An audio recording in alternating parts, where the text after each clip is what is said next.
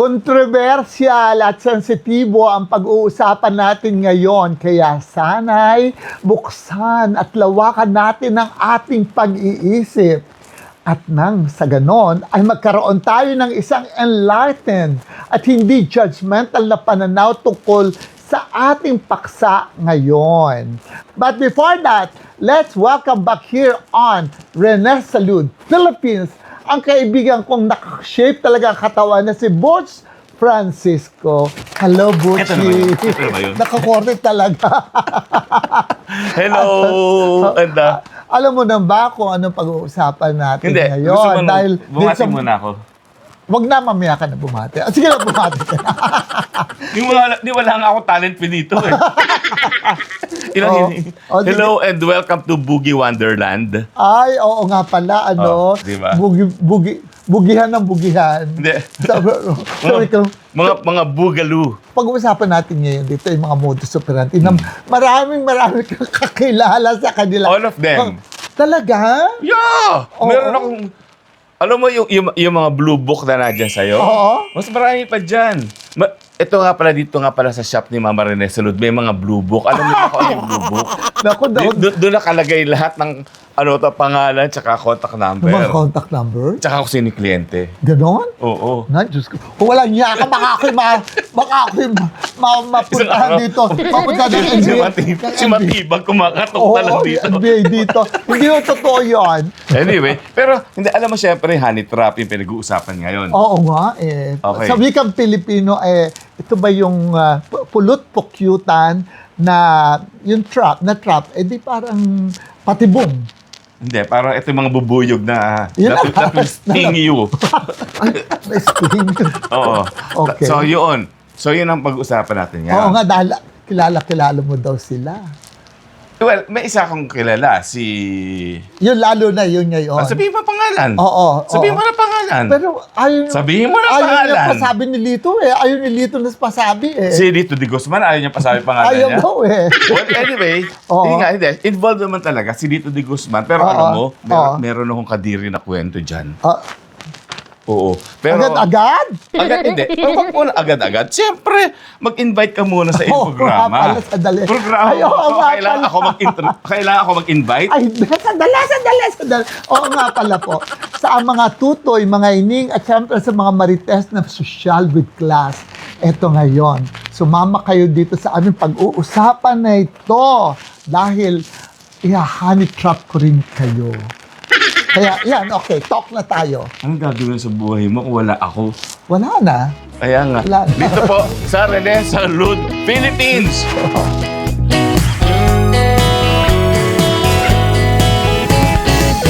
Ngayon, pag-uusapan natin ay honey trap. Ano nga ba ang ibig sabihin ng honey trap? Ito, para hindi ako magkamali, babasahin ko ito. Ang definition po ng a honey pot trap, ang kabuuan ng honey trap is a strategy that uses a romantic or a sexual appeal to lure a target.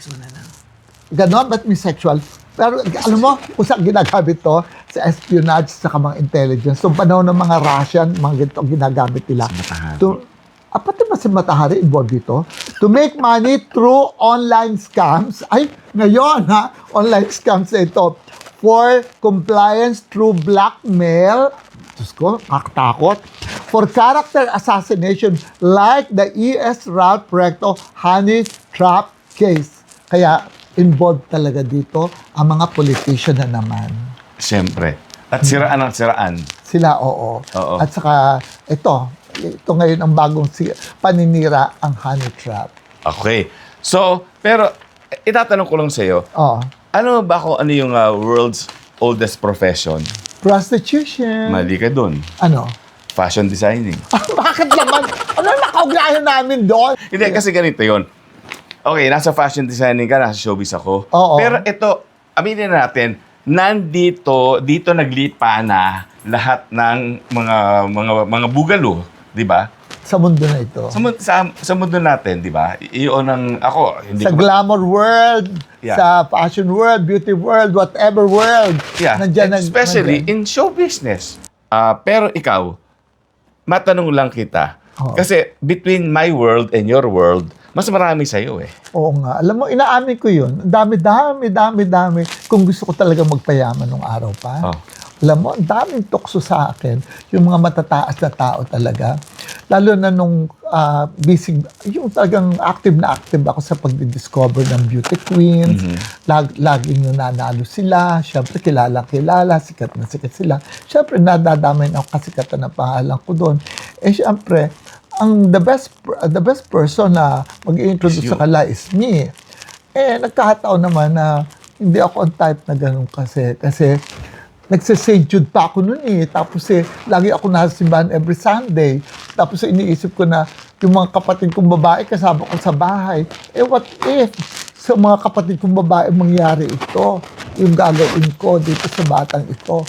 Tapos ako, every time na makikipag-usap ako sa magulang ng mga beauty queens, ang una kong laging sasabihin sa kanila, huwag kayong mag-alala, alagaan ko itong anak nyo, ilalayo ko sila sa mga buwitre na ito. Kaya medyo nakaiwas ako doon. At saka isa pa, alam mo, isa pa. Ay, ako ang kaaway ng mga naging boyfriends nung aking mga naging mga alaga. Kasi pinakikialaman ko pati love life nila. Inaaway mo si Mike Bailon, na asawa ni Chat Siba, Silayan. hindi na. Kasi Kaibigan ko yun. At si Chat at saka si Mike noon, matatanda na sila. Okay na yun. Hindi ko na wala na akong pakalam doon. Pero marami akong mga beauty queens dyan na, tigilan mo na yan ha. Pag hindi mo tinigilan yan, wala kang karir. Teka, in others, okay. Paano ang unang approach? Okay, step 1. Isa-isahin natin. Ang simple. Tatawagan ka. Sino ito hello. Sekretarya o yung mismong kliyente? Mismong kliyente, yung mismong, hindi man, I don't want si kliyente, baka sabihin. Hindi na parang, baka sabihin, parang this is, may business partner. This is from the office of congressman, like this yes, and like that. Ganon, mga tipo. Sabi ko, hi sir! Tapos sabi, pwede bang itong alaga mo, ganito. Sabi ko, hi sir! Meron siyang tikdas. Ay, sir, marami akong drama. Hindi, ano unang sinasabi? Wala, tatanong muna kung paano makikilala, kung so makilala. So introduction lang. Oo, kung pwedeng dalhin ko siya doon sa ganon-ganon. Sabi ko, ay, sir! Ganon. Pero there was a time noon talaga nagwala ako. Dahil babae yung tumawag sa akin. Unang-una, ay, Mama Rene, pwede ka bang mag-fashion show sa Brunei? Sabi ko, ay talaga? Sige, ilang collection? Tapos sabi nga, sino ang director? Sabi ba naman ng babae, wala nang director. At saka, wala nang collection. Ay, sabi ko, ay sandali. Ay, okay, mamaya tumawag ka ulit ha. Tumawag ka ulit. After siguro mga 10 minutes, okay? Paghanap ako ng babae.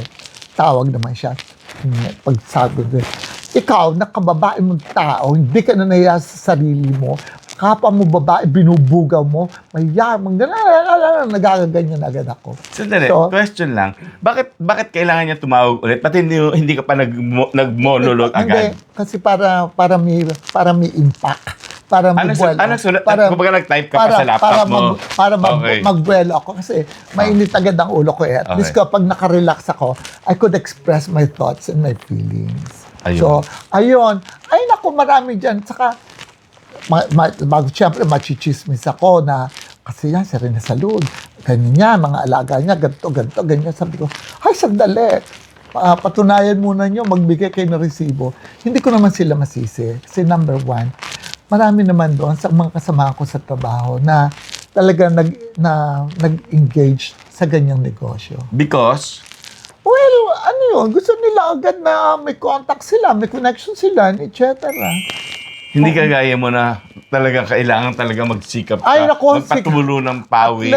At ito talaga, sikap talaga ito, as in sikap. Yun. At saka ang aking iniisip sa sarili ko, sandali, kung ako ay magbubugaw ng ibang babae, sarili ko na muna ibubugaw ko. Ako nga, hindi ako nabenta eh. How much for kayo babae yung alaga ko? Pero may nag-offer? Sa akin? Wala nga eh. Kaya sour graping ako. Hindi, wala akong ka-idea tungkol doon. Alam ko lang talaga na may mga nangyayaring gano'n. Napaka-hypocrite ko naman kung sasabihin ko na hindi ko alam at hindi ko kilala yung mga talagang they fly, they wear. Teka ba, question ha. Ito, matapang na tanong. Pero matapang Sasagutin ko ka. din. Ayan ha, promise mo. Sasagutin. Okay. Sa mga beauty queen na alaga mo, sino ang pinakamabenta ba't hindi bumigay? Pare-pareho lang. Hindi. Kasi walang yung sabi yung Walang motherhood statement. Wala. Hindi, wala eh. Kasi isa ang tingin ng lalaki sa kanila. Hindi. Kung sino. Ito, pwede Kung sino yung pakilala mo? Oo, pero hindi bumigay. Hindi. Lahat naman sila hindi bumigay. Oo nga, pero sino nga ang pinakamabenta? Ay, yung wala, yung mga sexy na ganyan. Hindi. Siyempre, yung ano nga. Ang natatandaan Para ko. lang mapatunayan natin. Ang natandaan ko totoo yung dyan sinasabi talaga mo na talagang nagkakandara pa kay Lampel Luis. talaga. Oh, sexy yun eh. Pero ang nanay naman niya, Ito ba si Felicidad? Felicidad.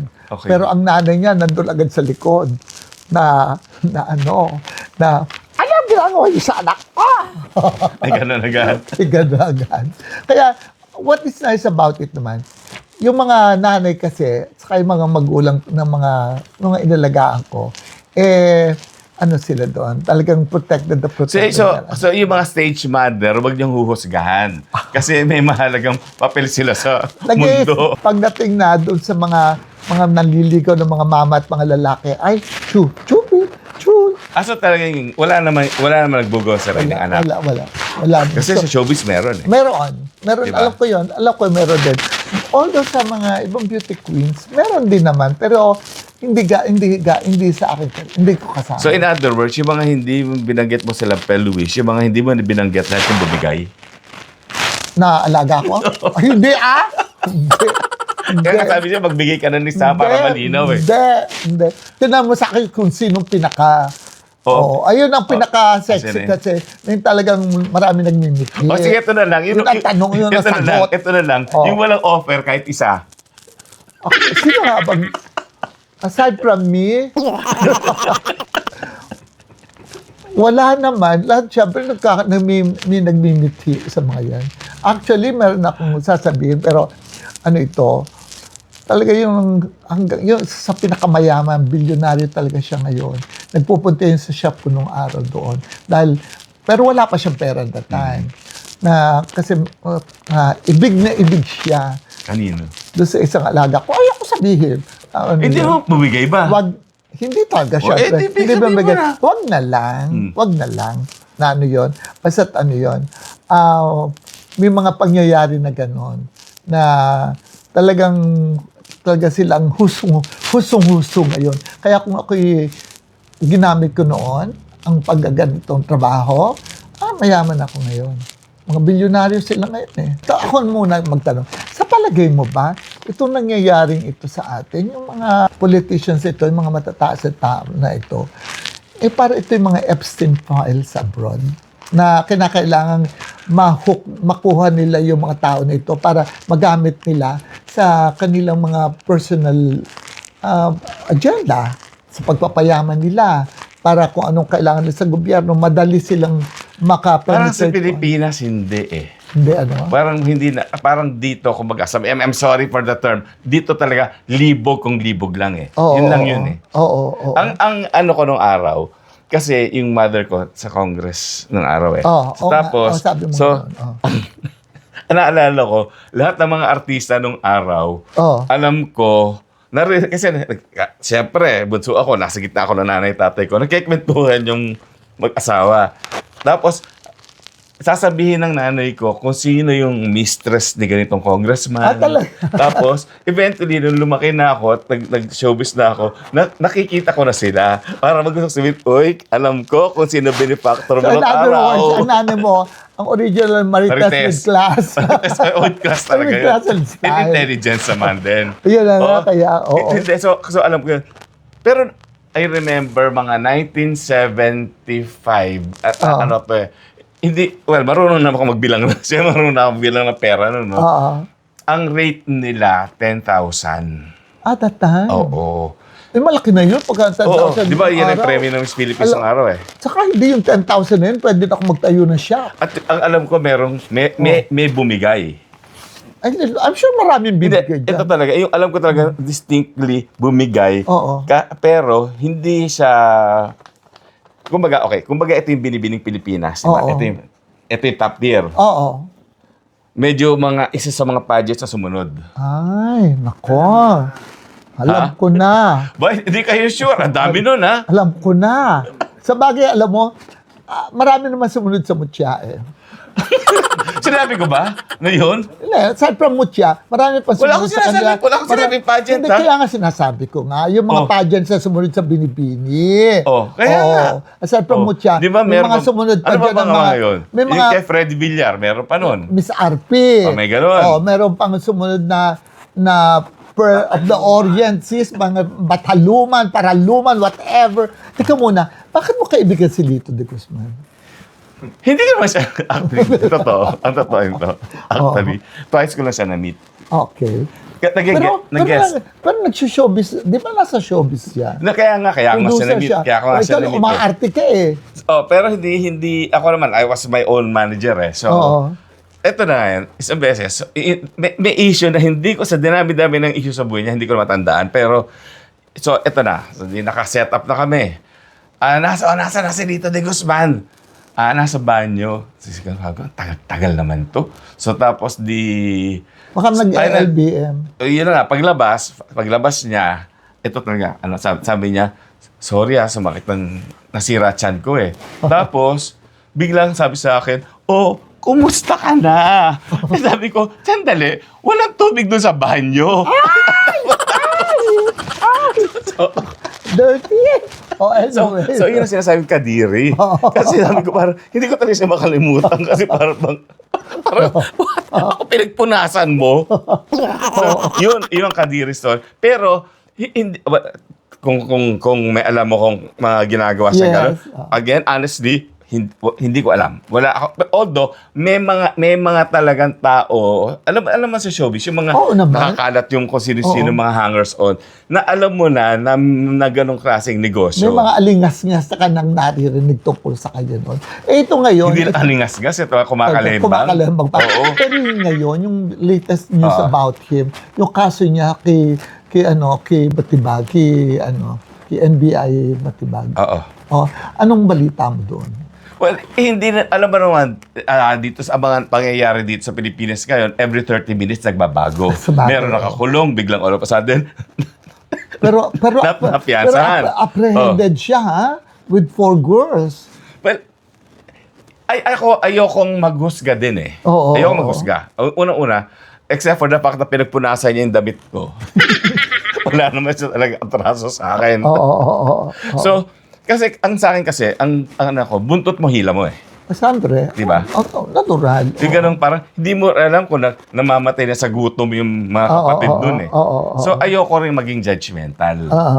So, kumbaga, kaya nga, yung mga magulang dapat talaga, yung unang-una, dapat kalingain yung anak nila na bago sila magluwal sa mundo, dapat meron silang pambuhay.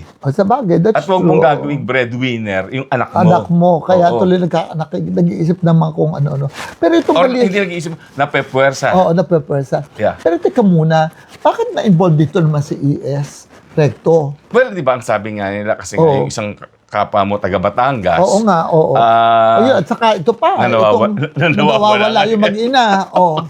So, para siraan, yung isa pa rin taga Batangas yan, pero originally taga Quezon. Okay. Di ba kasi di ba sila Ralph Recto, hindi naman taga actually, taga Quezon sila talaga. Yan, Chaong Quezon. Taga Chaong Quezon, hindi naman sila taga Batangas talaga. Pero naging lipad na rin kasi ang kamag-anak lang yung mga Mayo and et cetera doon. Ayun, si Claro Mayo Recto. Okay. Alam mo nyo, yung mga, di ba, yung mga nag-a-aspire na maging boogaloo in the future. Meron kayang ganun. Aspiration ba ito? Course yata sa eskwela yun eh. Huwag na kayong perish the thought, hindi na magiging profitable yan. Alam mo kung bakit? Kasi ngayon, yung mismong merchandise, direct transaction na sila ngayon eh. Kasi because of social media, ba't ka pa kukuha ng middleman? Kung makukuha mo naman ng diretso. Oo. Aware ka doon? Yes, of course. Na oo. nawala ng middleman yan? Dumidiretso na. So, kaya... Saka kung minsan, babae pa nga nagbubugos sa sarili eh. Well, yeah. Yung mga tumatayo sa Quezon Avenue. Oo, sila na mismo. Yan. Oo. Hindi. So, yun. So, yung mga, again, yung mga ang aspirational, mo, ay maging boogaloo, wala na, it's a dying industry. Teka muna, alam mo kung ba't ko na itanong sa iyo, si Lito? Kasi, di ba nagbibiba Max ka rin dati? Nagsusulat ka sa kanila, maarte ka rin. Hindi actually. Totoo, may isa pa akong kontrata. Hindi ko na... Kaya nga. So, Tatakasan pero ko. ang mga kasama daw dito, yung mga taga-BMX. Sabi, kaya lang kasi... Oo. Hindi, kasi ganito. Allegedly, ha? Well, ang kasi, Oo. alam mo, ang showbiz, sa totoo lang, ito ang pinaka-most abused profession in the world. Oo. Kasi, lahat yan, nag-aartista kahit... Basta, kaya ang kita mo, yung mga... Hindi mo napansin, nung usong-uso pa yung mga tabloid. Okay. Like, ang mayat-maya na nasa tabloid yung mga... Sila Lahat po. sila nagpapatabloid sila. Kasi nga, Tabloid. kumbaga, ito yung parang... ito yung kanilang biodata. Oo. Di ba pag model meron portfolio? Oo. Ito, ayan ang portfolio nila. Sabihin natin, People's Tonight. So, Yung mga ganon. doon nagkakameron ng presyo. Oo, kasi Nasa front page ka eh. na front page ka naman ng People's Pero Tonight. alam mo, aside from Lito, ang dami rin dyan dito na dati ang mga trabaho, katulad din ni Ray de la Cruz. Natatanda mo siya.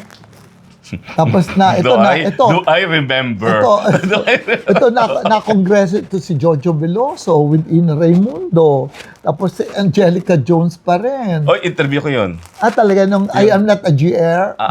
Parang I'm not GR. GR. Oh, I'm not GR. Ano ibig sabihin na GR? Guest relations. Ganon. Ano to? Oo. Si Keanu Reeves. Yeah. Oo. At Ang babaeng pagkalaki-laki ng bubel. Uy, pero alam mo, nice, ano yan, matalinong babae yan. Yan. Actually, tsaka mabait siya. Oo. Well, of course, yung namang ibang, kahit ang ibang binanggit mo, sila Ina Raimundo, ka-birthday ko pa yan eh. Oo nga eh. Oo. Kaya kawawa siya kasi parang, kumbaga, unnecessarily, naipit siya. But then, kagaya ng kasabihan, these two shall pass. O di na nalakpasan niya. Hanggang ngayon, sexy pa siya. And then, she finally got the respectability na Nagkasama siya ng foreigner, di ba? Oo, tsaka nanalo pa ng best actress yan eh. Kaya nga. Oo. So, pero ang hindi mo alam, napatawag ako isang beses. Naupo na rin ako sa Senate hearing. Ikaw? Tungkol dyan. Oo. Parang wala na akong hindi ang pambubugaw na lang ang hindi ko naranasan. Bakit? Hindi ko alam. Bakit? Basta ito yung panahon ng Bruno Yuki. Ganon. Oo. Ito yung lumang Senado pa to eh. Oo. Yung National Museum na yun. Hindi. Alam ko, napatawag din ata ako dyan kasi si Senator Maceda noon, ni Maceda, si Manong siya ang Ernie. tumawag sa akin na, oy, balita ko na-involve daw dito ang pangalan mo sa kaso ng mga ito. So, hindi po So, in other words, nag-meeting kami sa office niya kasama yung lahat ng Professional Model Association of the Philippines na sinabi namin na hindi ho kami involved dyan. Ito ang mga taong, nag-name drop kami talaga. And then, ang alam ko, we were supposed to attend the hearing sa Senado noon, tungkol dyan nga eh. Pero Hindi ka parang natuloy. hindi ako natuloy. Ako natuloy. Nagbarong Tagalog pa ako. Nag-ano lang ako, ang Inquirer, malaking istorya nila. Ang daming pages. Yeah. Teka muna, ang tanong ko dito, yung on the serious note, bakit ito magiging trafficking? It is trafficking. Talaga? Bakit nga? Yun ang gusto ko malaman. Kaya tatandaan na nito mga ito para maging traffic, para i-traffic pa sila. Okay, yung mga matatandang lola na namamalimos sa kalye na part ng sindikato, hindi ba human trafficking Human pa rin yun? trafficking din yun. Oo. Sa bagay, that's true. So ngayon, kahit lalaki, kahit babae, ganun na din talaga. It will fall under that kaso. Pati nga mga animales nabibiktima ng ganyan eh. Kaya bantay mo yung pusa mo ha. Hindi, may mga gano'n na, yung inilalabo, yung mga hayop, Oo. yung bang, pag-aawayin lahat sa dalawang aso, Ay, di ba? Tapos magpupustahan. Di ba ginagawa ni Inum pa? oo nga, Matagal but even that, alam mo, ancient times pa ganun na yun. hindi, ang masama, gladiators, talagang taong ginagamit. Oo, saka leon. Hindi, yun ang finishing touch doon. Pakakain sa leon. Oo. Oo.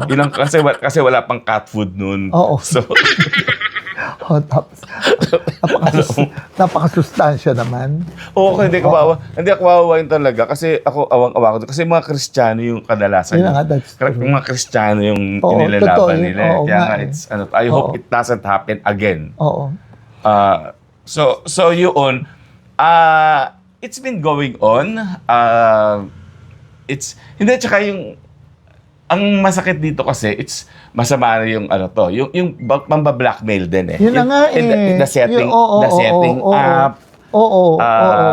Saka pwede na lang, pag may isang galit kasi sa tao, pwede mong i-honey trap na kaagad ito, kaso na kaagad ito, iskandalo na kaagad ito. Sira na agad ang reputasyon ng tao. Magpost ka nga lang ng mapanirang puri na sir, kahit sabi mo mag-apologize ka later. Sira na rin yung tao. Oo nga, kaya nga.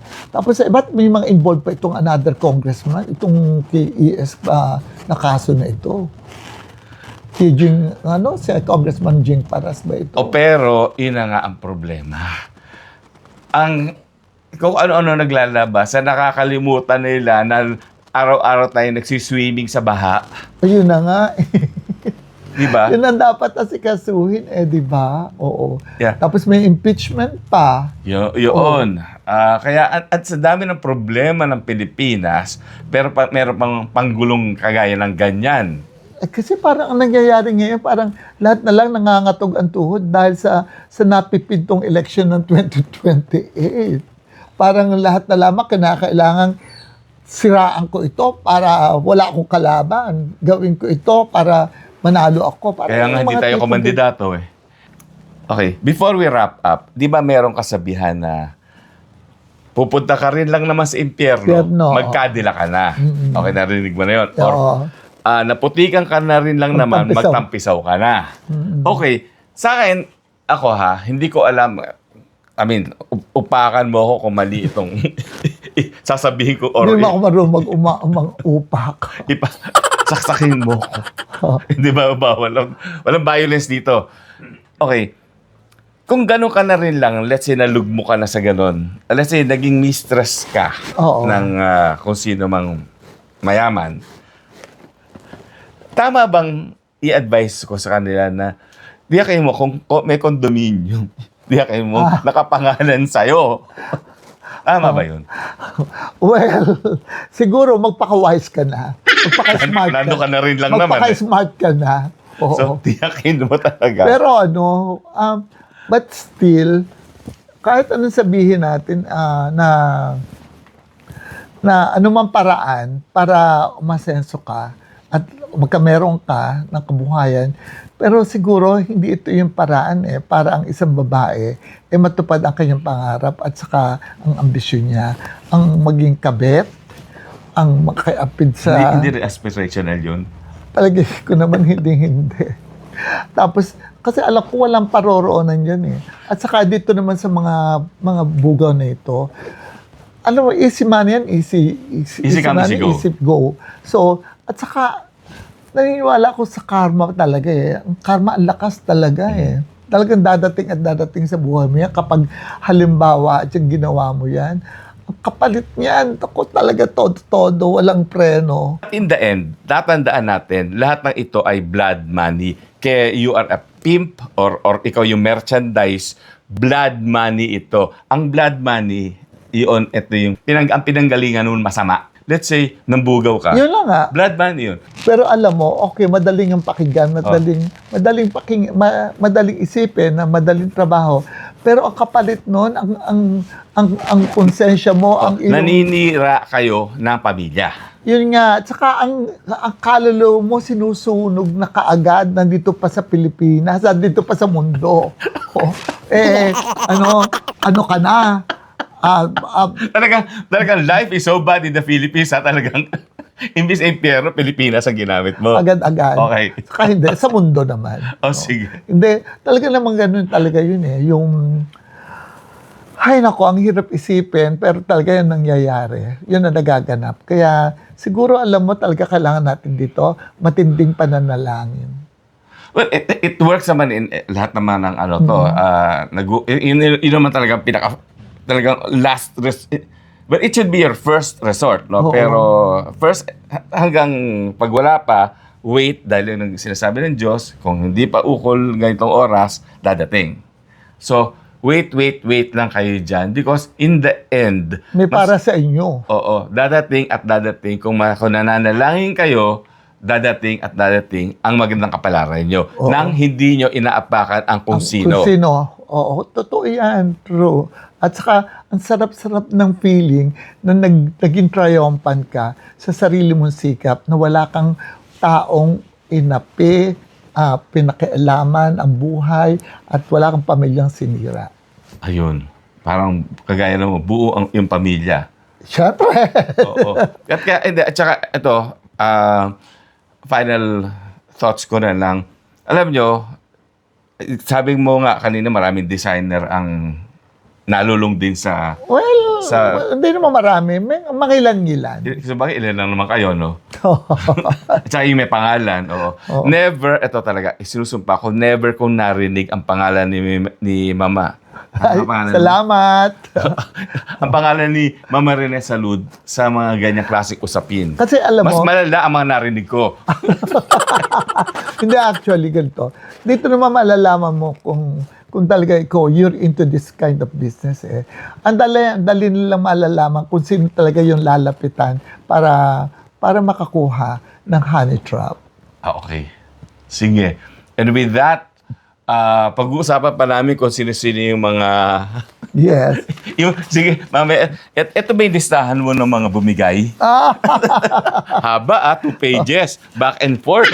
Okay. Okay, thank you so much ha. O naman. Dahil yung mga pananaw mo, yung mga views mo in life, alam mo, swak na swak dito sa ating pinag-usapan nito. Oo. By the way, Alam mo, the views and naniniwala- opinions of this episode only belong to the host of the program. Pero naniniwala talaga ako na hindi lang ikaw intelligent sa paghimay at pag-uuri ng mga pelikula, kundi pati paghihimay ng buhay. Akala ko ng Galing bugaw. mo. Hindi naman. Oo. Okay. Kaya mga kaibigan, Mga huwag niyong tutoy, kalimit- mga ining. Mga tutoy, mga ining. At saka syempre, mga marites with class and style. Huwag niyong kalilimutan lagi na mag-tune in dito sa Rene Salud Philippines. Dito lamang sa... PH time. Oh.